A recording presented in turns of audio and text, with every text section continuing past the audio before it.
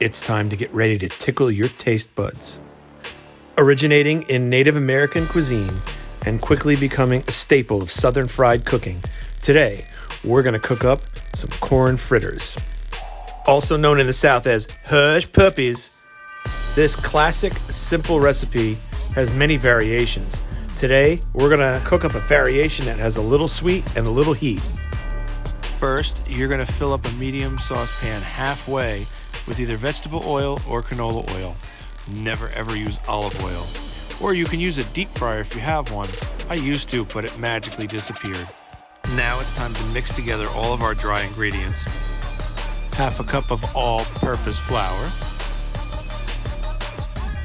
1 teaspoon of sea salt. 3/4 teaspoon of baking powder. Half a teaspoon of cumin. Half a teaspoon of granulated sugar. If you dare, 1/8 teaspoon of cayenne pepper. 1/4 teaspoon of onion powder. Now it's time to crack your huevo and drop it in.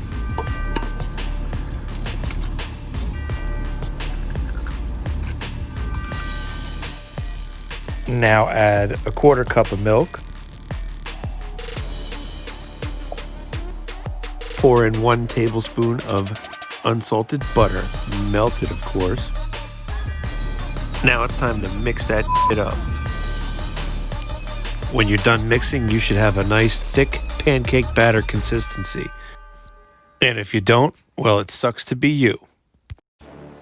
Now it's time to introduce the star of our show, our corn. 1.5 cups or 1 can of yellow corn, rinsed and drained. Now it's time to fold your corn in with some sweet love and tenderness. Once your corn is thoroughly mixed into the batter, it's time to get frying. I prefer to use an ice cream scooper. About 3/4 of the way filled up. They'll come out about 1.5 inches, 1 3/4 in diameter, but you can make them whatever size you want. And then just drop them right in. Make sure that oil is really hot. If you drop them into oil that's not hot enough, you're gonna have some soggy puppies.